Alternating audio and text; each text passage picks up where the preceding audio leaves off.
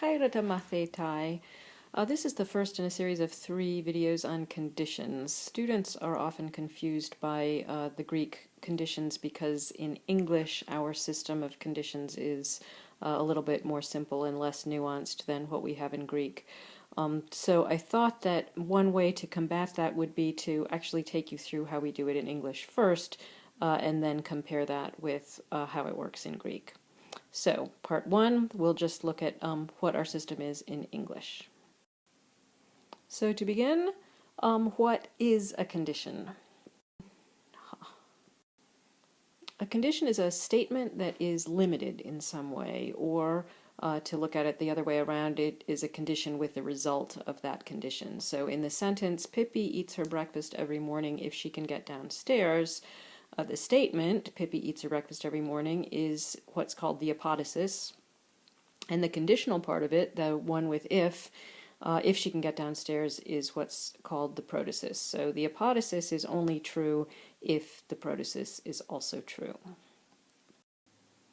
In English, we have 4 different types of conditions, or at least when we teach English to non-English speakers, that's what we tell them. And these types move roughly from a high degree of truth to a low degree of truth. First off, we have what's called the zero conditional. The types in English are just numbered, which is kind of boring. The zero conditional has a simple present in both the protasis and the apodosis. If you heat ice, it melts. The time that they're talking about is either the present or basically always. The situation is real or possible, and these statements are used to convey general truths. Next, we have the type 1 conditional, which is more of a specific kind of a statement.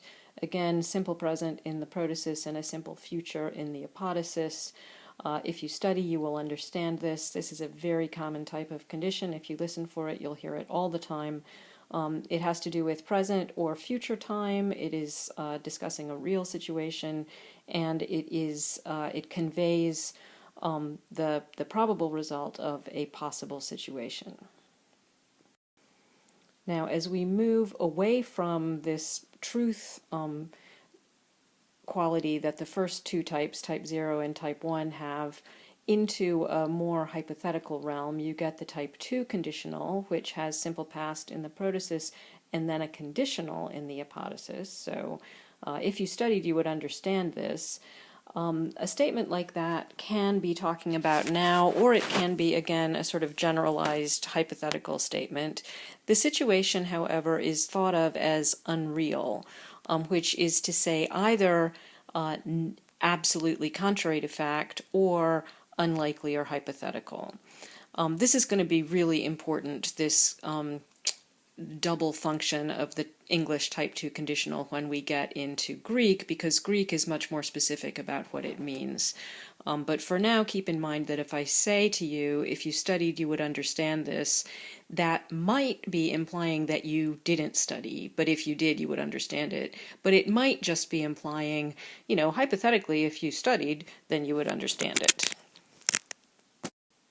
And finally, the type 3 conditional has gone all the way from, remember, the 0 type, where it was a general statement that was always true. In the type 3 conditional, you have gone into the past, and now you are talking about a situation which is not true or contrary to fact.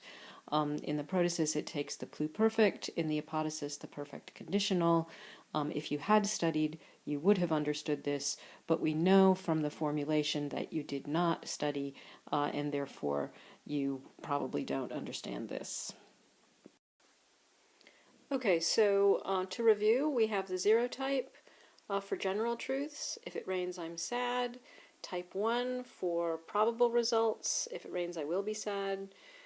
Type 2 for hypothetical results, and also for unreal results. If it rained, I would be sad, which means either that it didn't, and so I wasn't, or maybe it would rain, and in which case I would be sad. And finally, type 3 for contrafactual results. If it had rained, I would have been sad, but we know, in fact, that it didn't, and so I wasn't. And as a little sneak preview of the next video, we can line these up with what we get in Greek. We have general conditions in Greek, which correspond to the English zero type.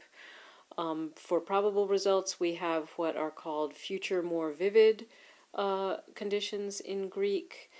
In the type 2, again, as I said, which indicates two different things, we have for the hypothetical, meaning what's called the future less vivid, but for the contrafactual, meaning we have present contrary to fact, and then corresponding to type 3, we have past contrary to fact.